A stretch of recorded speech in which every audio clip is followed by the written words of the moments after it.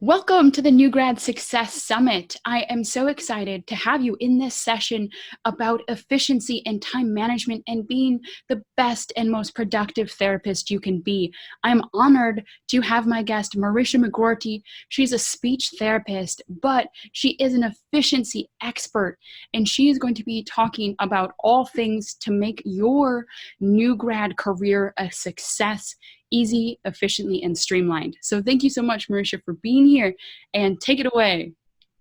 Awesome. And I'm just super excited to be able to talk about this topic. It's my favorite. I do love speech therapy and I nerd out about all of this stuff, but like productivity, organization are definitely my second love. So I'm super excited to dive in. And I know that the struggle is real. It's so overwhelming, especially as a CF that's SLP talk. But as a new grad, walking into whatever your job is going to be, and it's super overwhelming, and you might not know what the struggle is just yet because you haven't gotten to dive into it. So if it's just the unknown that's overwhelming, that's totally fine. Or if you have, like from your externships or practicums, if you have some ideas of what is scaring you about the paperwork, I'd love for you to just jot that down or make a mental note. We are going to be going through a lot of different ideas, and you'll love some of them and you'll be able to leave some of the others. This is not meant to be like a take-all kind of thing. Not everything's I mean, it'd be amazing if it did, but I doubt that everything is going to work for all settings and all personalities and all of that. So just look for those nuggets that can help you with the piece that you're struggling with most. So then we'll figure it out. There's going to be lots of ideas.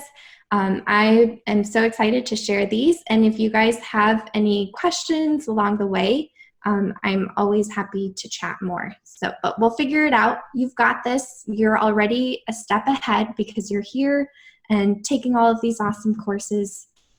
You're already going to be a pro. Marisha's a pro. She's going to teach you all the tips, and this is really so important. I know this is not as sexy a topic of some other things, but really time management, efficiency, productivity, these are the things that are going to help prevent burnout. They're going to help you love your career, love your setting, help more people, and spend more time with your family at the end of the day. And so this is so, so valuable. And Marisha and I are going to work together to, as we go along this PowerPoint presentation, help present use cases as well. So I'm super excited. Okay, let's do it. So the first thing is whatever you're trying to tackle, just schedule it out. So as a school-based SLP, I have a bunch of IEPs and paperwork. We'll all have paperwork. We all know in most settings when those evaluations are due. And depending on the setting, it might not be as far out as a year like my IEPs might be. But I just try and block some time so that I know, and block time when I'm most ready to do that paperwork. I can do it, but I really struggle to knock out an evaluation at the very end of the day. I know that I work much better first thing in the morning.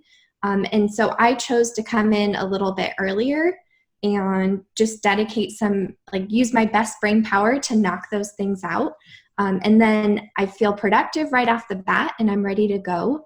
And I also use some different strategies in terms of I might work ahead of when things are due. If there's a certain time of year or a certain day of the week that's crazier than another one, I would just kind of reverse engineer what I knew had to be done and just distribute the workload so that it's a little bit more manageable. Yeah, I think that's a really good idea, planning it out.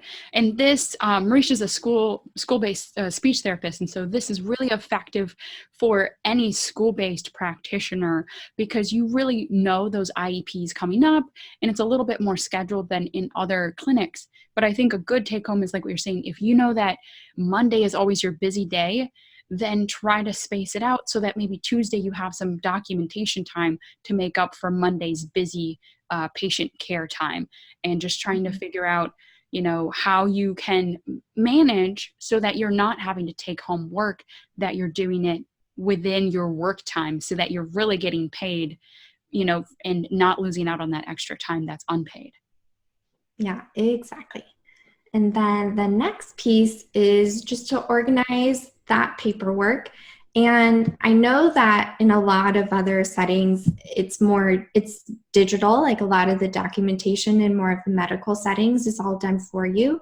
So you might not necessarily need these tips, but if you are dealing with more papers, and even if you are doing all of your documentation digitally, you have some forms and papers that you're collecting as you're doing that assessment, or you're taking data or whatnot. So one of my favorite things, I forgot this picture was in here. So I'm like, oh my gosh. But I would, as a school-based SLP, I didn't let myself, because the evaluations are like a big monster project, or it feels like that. And so I would let myself work on 6 evaluations at a time. And we'll talk about this in a little bit, but I would store them in this folder, and I would put all of the teacher information, all of my assessments, any work samples, all of the different things. I would keep them in the student's colored folder and just keep them there. And I would process through those 6, and then I would start on the next round. And I might finish that evaluation a month ahead of time, potentially. But then I would just have everything and just use that as my process so I don't get too overwhelmed. And then yeah, I like that. Basically breaking it into smaller chunks. I'm horrible at that, to-do lists. My fiance was yelling at me the other day about that, and he's like, break it up. Have today's to-do list, then have this week's to-do list, and then this month's to-do list. And I think that can go for entrepreneurism as well as being a clinician, where, if you have this super long list of, the 42 patients you have to see and all the meetings and the paperwork, that is so daunting. And actually a lot of studies say that we actually take that and we actually become less active because of that. And so if you can break it up into smaller tasks, you're actually going to feel like you're doing more, and you'll actually be more productive in the long run. Mm-hmm. Yeah, it's much easier to tackle a small task versus complete this mega 6-hour task. And it's like, nope. If you're complete this 2-second thing, then that's much easier. Yeah. And yeah, so this is how I break those pieces into smaller steps. And whatever setting you're at, you have those similar things that you do. And so I just had this so that it was really easy to keep track of those tiny steps. And then I wouldn't be running around like a headless chicken trying to gather some information at the last minute. And then, this is another one that I really like in terms of just being able to work smarter. If for those of us who are doing a lot of that electronic documentation, a text expander is magical. It saves so much time. And some of the softwares I know have this all built in. So if you have that built into your software, use it because it's amazing. And if you don't, this is an app called Text Expander. And there's lots of different versions out there. This is just the one that I happen to use. But you can put in all of the phrases and words and just summaries that you're writing all the time. So when I'm going through to do my evaluation and I gave the Goldman Fresto, I just type .gfta and it expands into this whole summary, and then I just have to plug in the little pieces. And that makes it, I don't know about you guys, but I always wanted to procrastinate on the paperwork because it just felt like I knew what I had to write and I knew what I had to do, but it was just really overwhelming because there's so many different things going on, and staring at a blank screen is a little bit overwhelming. So this just makes you get over that initial hurdle, and it's not replacing your clinical judgment. You're still doing that assessment and that analysis. It just gives you a little, then you don't have to waste your time with the stuff that you write every single time. You can get straight into the good stuff. I like that.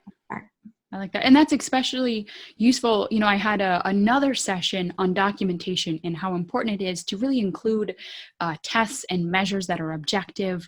And so when you have this, it gives you sort of this template where you're not trying to be like, what do I write now? You know, all you have to do is input those different things. And so the more you can make things templated, the easier it is to do, and it'll help you write your notes faster, better, more efficiently. So very good. Nice. I didn't know this one either, actually, so I got to write that down. Yeah, it's so good. I love it. And I use it for everything in my life now, but it's especially helpful for reports. And this is what we were talking about before, but just keeping those checklists, whether it's a paper one or something digital. So this is a snapshot of a task management system called Asana. And I wrote a blog post that breaks down, like I don't want to bore you guys with this if you're not into digital task management, but I did write a whole blog post that shows how I set it up and how I did all of these things. And I just really like it because I have that template. It's really easy to use. And then they even have like flying unicorns and stuff when you complete tasks. So it adds some of that gamification and fun. But yeah, we can link to that if you guys want to check that out. So basically Asana, in case people don't have time to read the blog, it's just sort of like this online task management software. You can log in and set up sort of like the checklist that we were talking about prior. Is that correct? Mm-hmm. Okay. Yep. And then, so this is like my template task, and I have the things that I always have to do. And then I just make a copy of it and add in like the student's initials, because it's just to help keep me on track. And you can even color code it, like if you're matching it with your folders, you can nerd out. But yeah, it just helps keep track of all the things. And then if something comes up, they have an app and you can add it on your phone and all of that good stuff. And for me, if I don't write it down, it doesn't happen. So this helps me keep jobs. Okay. And then, again, also the templates. So I showed you that I use the text expander, but it obviously doesn't come pre-populated. We have to fill in those different templates. And there's a couple that I really like to use, and I'll just tell you about that in here. And I have a lot of speech therapy ones, so I know that, because I don't know about the physical therapy or occupational, but I know that Jenna from Speech Room News has some really good paperwork shortcuts, and you could just save those to a document if you don't want to use the text expander, or you could add them to your expander. Home Speech Home also has some really great test descriptions. I got a lot of them from there. And just a more general suggestion is looking back at previous reports. I mean, all of us work in settings where other therapists are working, and we can look at their reports if they're willing to share and kind of find some ways to work smarter and get feedback from them. Or we can look at our own previous reports and find the stuff that we've written 5 million times and just use that. Yeah, I think that that's a really good, not to take away from the templates here, but just a sidetrack is, finding people that are already amazing practitioners and then just seeing if they can share an eval or share a DC note and seeing what they wrote, because you'll come up with just ways of how they do their process, and even just chat with them. Mentorship is so important, and it doesn't have to be formal mentorship, but it can be just asking for some of their past notes, obviously within HIPAA, just to take a look, and you'll be amazed at how helpful that is. I actually, when I was first starting, that's what I did. I used some of the previous evaluations or other documents from my clinicals, and I kept them with me so that I could look and be like, oh, what's this? What's a really good, conclusion? And I look and that's what I wrote previously, or that's what someone had written previously that I really, really liked. And so it gave me it sparked ideas in my mind. So just ask your clinic, see if there's someone that's willing to just show you a couple of their notes. Yeah, that's working with your colleagues is awesome. And then we talked about the text expander already. That makes a big difference. And then if you're using those, I don't know if you noticed when I did the screenshot of the text expander, but I had a bunch of placeholders. Like I had 3 asterisks for a name, 2 asterisks if it was subject pronoun, and 1 if it was a possessive pronoun. And then you can just do find and replace, and then that means that you won't ever have the wrong pronoun or the wrong name, or you won't be missing any of those pieces that are a little bit embarrassing sometimes. So I always start with the 3 asterisks first, because Okay. if you start with 1, it'll mess up the find and replace piece. So just start with the one that has 3 first, and then you do Command or Control F and type in the 3 asterisks, and then type in the person's name, and then that just helps you fill in all of those pieces. And then, yeah, so that's it in action too. So I just typed in the text expander, and then I did find, and then I'm replacing name, and then it just fills it all in, and super easy. And then that's just the shortcuts that I use in case you want to grab a quick screenshot. And then this one is more, I don't know, this one might be more for our SLP friends. I don't think this would be as relevant, so we'll just go through this super quickly. But in my evaluations, like language sample, there's so much evidence and so much research behind using it, but it takes a ton of time. And there might be things in your profession, if you're not an SLP, that have a similar kind, like they give really good information, but they take longer it takes a while to gather that data. So trying to think about some ways to streamline that, and just like identifying those and thinking through it and working with colleagues to figure this out. So this is more of like, if you're not an SLP, more of an example of how you could tackle a problem. So I, like the language samples were really tricky. And a language sample is where I give the student a prompt, and there's a lot of different types. So I might do like just record what they say in conversation. I might have them retell a story. I might have them describe a picture. Like there's a lot of different ways that we can collect a language sample. And then I just transcribe what they're saying in real time. And the trickiest part was always doing the calculations and analyzing the sample. So I was able to create a Google sheet that automatically counted the number of words in each sentence, and then it did all the other calculations that I needed to calculate the measures that I often have to report in my evaluation. So that was just that small thing. Like it took me a couple minutes to build that, but it saved me a ton of time. If there's like a certain assessment that you score, if you could put that in and just have that be an easier way to report that or record it, that is a super helpful trick. So just finding those little things that are taking you a lot of time and making them easier.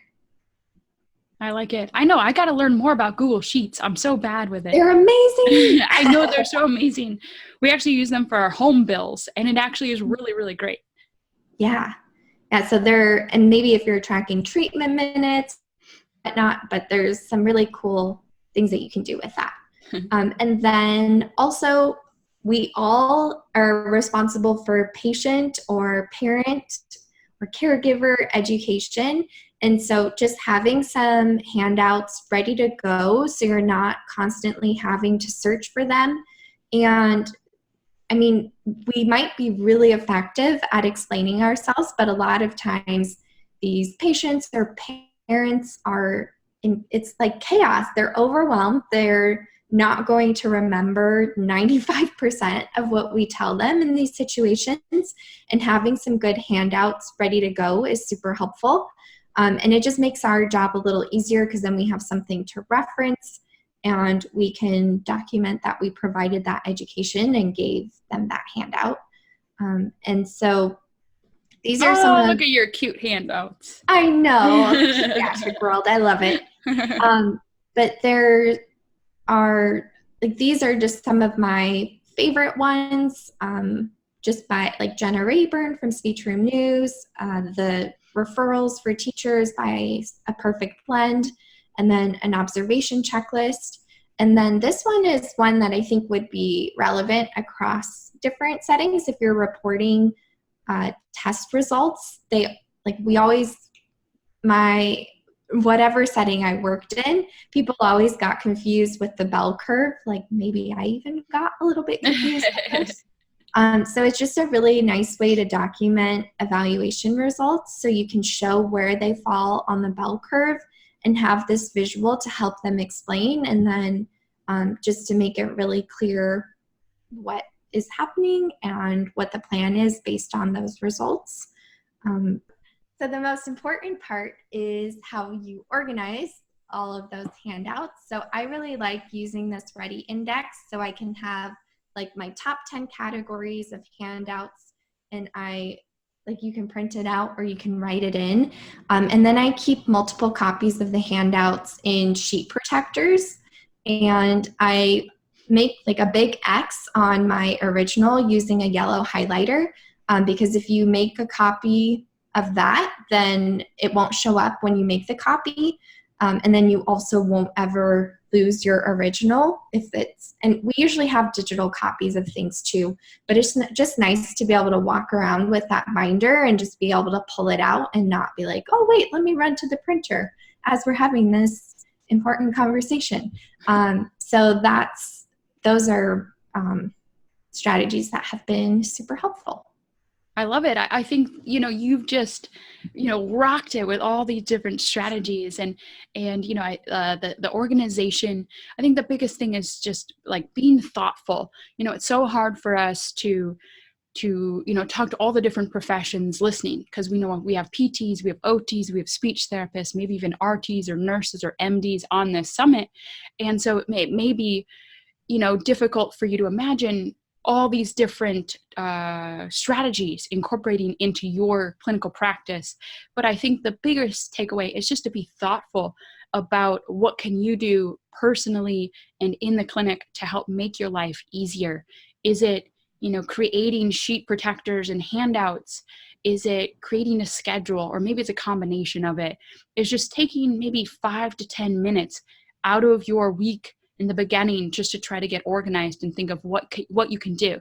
Because especially as a new graduate, if you can create these good habits now, you are going to be such a better clinician, such a happier clinician over in the long run. So we're really trying to give you, the good habits and not the bad habits, so you can start your career on a good foot. Yeah, awesome. Love it. And then the next part is billing. And then this is, I think for PTs and OTs, like documentation and billing are hand in hand. With school-based SLPs, we're kind of in a unique world where we do, like, our documentation is really different from our billing. Like, it's on a different platform and it's all set up differently. So that's why this is a separate section. But hopefully there will be some takeaways for you there. But I just have, again, using the templates and finding a way to make that easier. And just to give a little bit of context, like with school-based SLPs, again, we have a completely different platform that we have to put our Medicaid notes into. And so that's why I created just this little tool that helps you enter your data in your digital system, and then it just creates that templated note that makes that easier to keep up with, because it's a really easy task, but it's so easy to procrastinate on because it's definitely not fun. But just clicking buttons and pasting things over is a little bit more enjoyable. You can get it done super quickly. And then the next part is to organize your data, because we're all responsible for making sure that our patients or our students or our clients are making progress. And we want to definitely know that they are making that progress and know that that's happening. again, this is showing like my tool and how I do that. But I have a system that I use to keep track of that data and make it really easy to see where the student falls. So if you enter your data here, then it'll automatically populate onto the graph, and then it makes it really easy to see exactly where a student's at, or where a client is at, or where a patient is at, and just making sure that they're on the right trajectory and making that progress. And I know that this specific piece of software wouldn't be helpful for different settings or different types of therapists, but just trying to think about how you can streamline that process and make sure that you've got your data so that you know exactly where your clients are at and that they're on that right path. Yeah, I think that's so important, because sometimes I forget and I'm like, where's their eval objective data? I think they did the tug in this, or I think they walked this far at first, but having something like this, a dashboard, and SLP Now, for those of you listening, is just this amazing productivity software that Marisha has created. And so, definitely check that out if you're a speech therapist, and you can see it's beautiful, and it's such a great way to organize your data and keep you productive and efficient. But if you can't have this, then trying to find a way to remember those values, because when you're seeing so many people every day, it's really easy to get confused, especially as a new graduate where you don't have those. I don't know, somehow I have created little special funnels for all my patients' data and names and everything, but it takes a while to get to that. Yes. Now we need all the help we can get at first.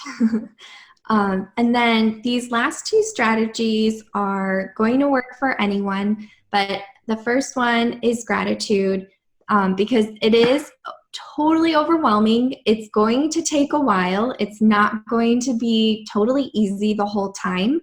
And that can be really stressful, and that can cause a lot of anxiety. But if we can find those little moments that of like the good things that are happening throughout the day, because there always are some. We might have to look a little bit harder, but there are some. And I love this quote by Rachel Hollis, like, interrupt anxiety with gratitude, because it's impossible to feel gratitude and anxiety at the same time.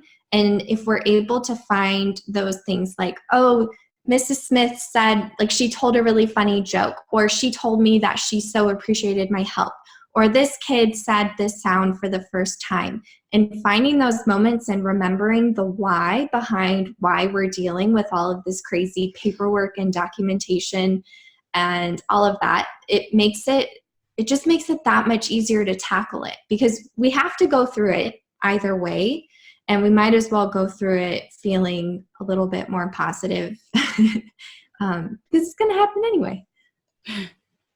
No, I like that. Definitely. I've been learning about mindfulness, and this is extremely important. This, you can reframe your mind, reframe your attitude, and especially for the summit as a new graduate, it can be just so overwhelming, and you can feel like you're not a good therapist, but you are. And look at the positive things that happen each day, and you'll start to realize how you're becoming a better therapist, and you're growing each day. And even the things that are quote unquote negative are actually a learning experience, which is still positive in the end. So anytime we fail, it's actually a really rewarding experience, because it helps you make yourself better, and it will build you to a better clinician. But having this gratitude is really, really important, because I remember when I first started coming home and just feeling lost and confused and feeling like, what did I do? And so I think that's such a good point, is just trying to find the positive moments and feel proud and happy of look at where you are and how you're helping people. No matter whatever happened, you're still helping people. Mm-hmm. For sure. And then the last one is a little bit silly, but sometimes there are those days when things are just really crazy and chaotic, and we're just like working our tails off, working super hard, trying to get all of the things done. And so just taking a minute and just having a little bit of fun, interrupting the anxiety and the chaos and just the overwhelm And there's a lot of different things that we can do. So we can we can put a photo on our screensaver if we have the option to do that, like a photo of an awesome vacation, or put a photo of your best friend or your spouse or your dog or whatever makes you happy, whatever will make you smile throughout the day. Bookmark a couple YouTube clips or put your favorite song on your phone so you can just plug that in and jam out for a couple seconds. But another fun one, we'll just wrap up with this, is just looking at some cute animals. There's actually research out there that helps. But it just makes everyone smile. I bet you're smiling right now. If not, then find whatever floats your boat. But like, how can you not just feel happy after doing that? And I know it sounds super silly, but it, like, in the moment when you're feeling really overwhelmed and stressed, these little things can make the difference between getting, like, feeling good in your job and feeling burned out and wanting to quit and, like, yeah, just not wanting to do it anymore. And your patients, your clients, your students, they need you. And so I hope that you're able to implement at least one or two of these different strategies to make that first year just a little bit more fun. Awesome. I love the ending of this presentation. That's perfect. That's perfect. And who doesn't love a cute porcupine? And you know what? If honestly, I'm thinking out loud, but if you have a coworker who's down too, this photo, something like that, a funny GIF, could really help make their day. And it's going to make the whole atmosphere of the clinic positive. And so great. That's wonderful presentation, Marisha. So if people want to learn more, what do you got for them? Yeah, so I have just some different freebies of some of the templates and things. And if you go to slpnow.com/newgrad, you can access those. Awesome. Awesome. Perfect. And then once again, she's so humble. She's not even mentioning it, and I get no affiliate from this, but she has an amazing software for speech therapists that is going to help you fight the burnout. It's going to make you more efficient. It saves you, I think, 5 hours a week, right? I looked up on your site, saves you 5 hours a week of clinical time that you could be spending instead having fun, looking at puppies, anything like that. And so I strongly suggest you check that out and get yourself off on the right foot as a therapist.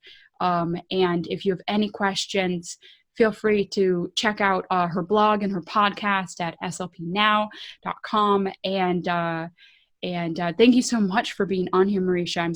I'm so thankful for this presentation. It was wonderfully done. And for those of you still listening, we also will have a live panel on August 17th. So if you have any questions about productivity, efficiency, feel free to attend that live panel, and we'll be answering as many questions as we have. Thank you so much, Marisha, and thank you so much for everyone. And I look forward to seeing you in the next session of the New Grad Success Summit. Bye now.